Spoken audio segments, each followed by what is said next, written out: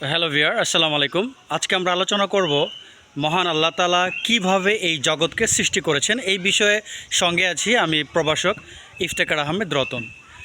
আসলে মহান আল্লাহ তাআলা যে জগৎকে সৃষ্টি করেছেন এটি কিন্তু বিজ্ঞানীরা স্বীকার করতে চান না, বরং এই জগৎ সৃষ্টির বিষয়ে বিজ্ঞান এ পর্যন্ত আমাদেরকে যে ইনফরমেশন ডেটা দিয়েছে সেগুলো অধিকাংশই কিন্তু বলা যায় প্রায় সবই হচ্ছে অনুমান নির্ভর, এবং এইসব বিষয়ে কিন্তু বহু প্রশ্ন রয়েছে এবং তাদের এই মতবাদগুলো অনেক প্রশ্নবিদ্ধ।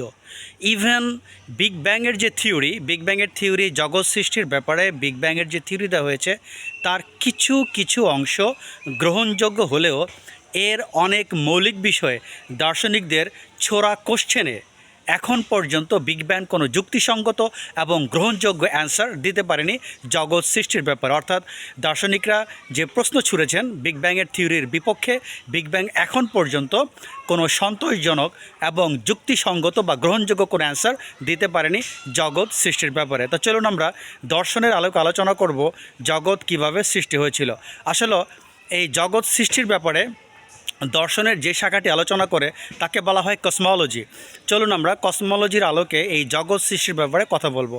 তো কসমোলজির আলোকে জগৎ সৃষ্টির ব্যাপারে কথা বলতে গেলে প্রথমে কিন্তু আমাদের যে মহান গ্রিক দার্শনিক অ্যারিস্টটলের কথাই আমাদের ফার্স্টে মনে পড়ে যায়। জগৎ সৃষ্টির ব্যাপারে এই মহান দার্শনিক কী বলেছেন, চলুন সেই বিষয়ে আলোচনা করি।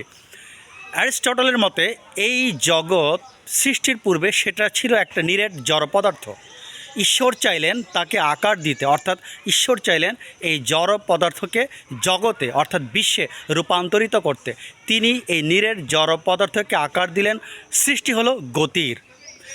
এক্ষেত্রে অ্যারিস্টটল দাবি করেন এই জড় পদার্থ ঈশ্বরের সাথে আগে থেকে ছিল, ঈশ্বর কিন্তু এই জড় পদার্থকে সৃষ্টি করেননি।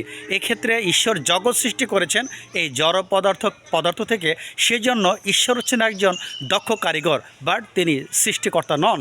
কেননা জড় পদার্থ আগে থেকে ছিল, তিনি জড় পদার্থ থেকে এই পৃথিবী বা মহাবিশ্বকে তিনি রূপদান করেছেন। এই জন্য তাকে আকার দানকারী বা দক্ষ কারিগর হিসেবে আখ্যায়িত করেছেন অ্যারিস্টটল। চলুন এবার আমরা ইবনে সিনা কী বলেছেন জগৎ সৃষ্টির ব্যাপারে সে বিষয়ে কথা বলি। আপনারা জানেন ইবনে সিনা ছিলেন একজন নিও প্ল্যাটোনিজম দার্শনিক। জগৎ সৃষ্টির ব্যাপারে তিনি অ্যারিস্টটলেরই মতবাদকে গ্রহণ করেন। তিনিও বলেন শূন্য থেকে জগৎ সৃষ্টি হয়নি, এই জগৎ আগে থেকে বিদ্যমান ছিল ঈশ্বরের সাথে, কিন্তু সেটা নিরেট জড় পদার্থ ছিল। ঈশ্বর চাইলেন তাকে আকার দিতে এবং সেটি আকার লাভ করে। অর্থাৎ ইবনে সিনা এক্ষেত্রে অ্যারিস্টটলকে হুবহু অনুসরণ করেন। এবার আমরা আলোচনা করব বিখ্যাত মুসলিম দার্শনিক ইমাম আল গাজ্জালি। ইমাম আল গাজ্জালি উনি এই জগৎ সৃষ্টির ব্যাপারে উনি একটু ভিন্ন ধারা অবলম্বন করেছিলেন। তিনি বলেন একমাত্র ওহির জ্ঞান অর্থাৎ কোরআনের জ্ঞানই সঠিক এবং এর উপর শতভাগ নির্ভর করা যায়। সো জগৎ সৃষ্টির ব্যাপারে পবিত্র কোরআনে যেটি বর্ণিত হয়েছে সেটি বাস্তব, সেটি গ্রহণযোগ্য, অন্য কোনো মতবাদ গ্রহণযোগ্য নয়। পবিত্র কোরআন শরীফে বলা হয়েছে মহান আল্লাহ তাআলা শূন্য থেকে জগৎ সৃষ্টি করেছেন।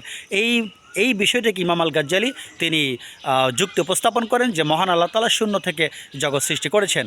আর তিনি এই বিষয়ে আপনার জগৎ সৃষ্টির বিষয়ে তিনি গ্রিক দর্শন ইভেন ইবনে সিনার বিরুদ্ধে তিনি কলম ধরেন। তার তাহফুত আল ফালাসিফা গ্রন্থে তিনি ইবনে সিনার বিরুদ্ধে অভিযোগ আনয়ন করেন এবং তার বিরুদ্ধে কুফরের অভিযোগ আনয়ন করেন।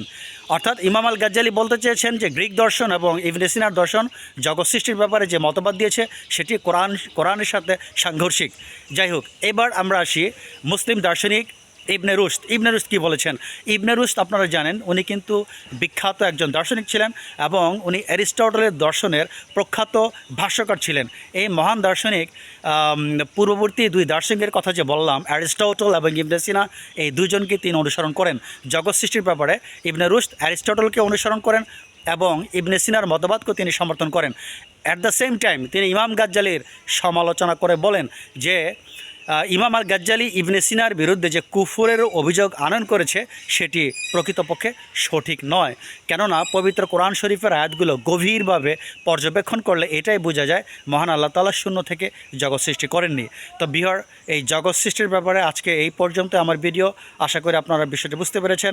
সবাই ভালো থাকেন। আল্লাহ হাফেজ।